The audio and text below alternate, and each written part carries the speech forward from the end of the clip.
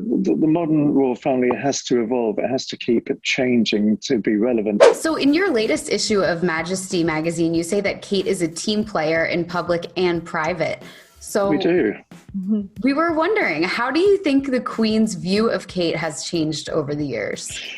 Well, again, that's sort of a speculation and conjecture, but you would kind of think that the Queen very much regards Kate as or Catherine, as perhaps I should call her, as a safe pair of hands. That she's been a member of the royal family for 10 years now. The 10th anniversary was back in April.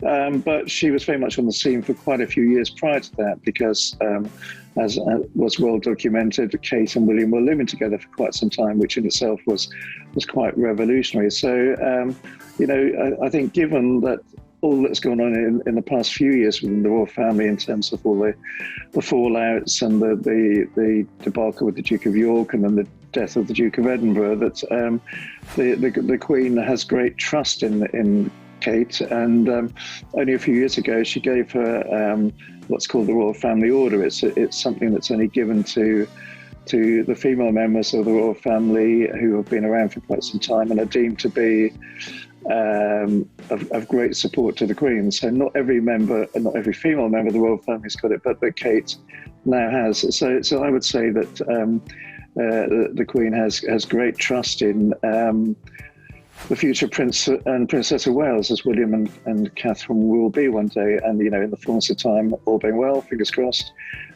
King William V and Queen Catherine. So it seems safe to assume that the Queen regards this couple as very much the future of the British monarchy in the 21st century. How did Kate have to prove herself over the years, and what makes her such a great team player?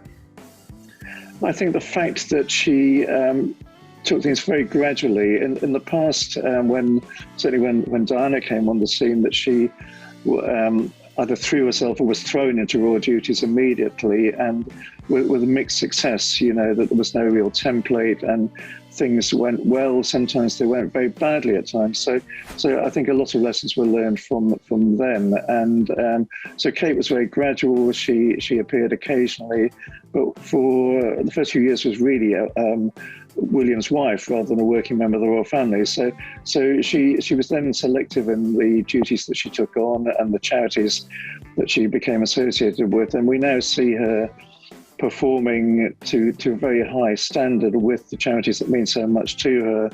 And going back to the article in our October magazine, we're talking about her, yes, as a team player, and we were looking specifically at the sporty, athletic Kate, and that's become evident in the past few days, although we didn't know it at the time we were going to press, when she's played tennis with Emma Raducanu in London, and has shown how good a tennis player she is. So had she not been royal, perhaps she would have gone on to be an accomplished athlete or a sportsman of some sort. So, but Kate has found her own niche within the royal family, and she focuses on things that mean a great deal to her. That she feels that she can give something to the charities rather than just cover lots of charities, but not in a great way. You alluded before to the fact that William and Catherine lived together before marriage, which was revolutionary at the time. Are there any other ways that Catherine has tried to bend the rules, sort of like the way Meghan did? Well, bend the rules. I mean, having said that was revolutionary, William's uncle Edward, the Earl of Wessex, also lived with his now wife for quite some time. And as children of the Queen, that in itself was quite something, because we're talking in the 1990s when things were very different to how they are now. But, in terms of bending the rules, well, I suppose that's one way of looking at it. But the modern royal family has to evolve. It has to keep it changing to be relevant in the 21st century. So that means that the rules change and the goalposts move slightly so that they make sense and mean something in the modern age. So, things have progressed. The Queen is very much a mover and a shaker. She adheres to tradition, but she can understand that things can't be kept exactly as they were, and so that things need to move on and things done in a different, more relaxed, less formal way. And that's what the modern royals William, Catherine, Harry, Meghan have proved to be so successful.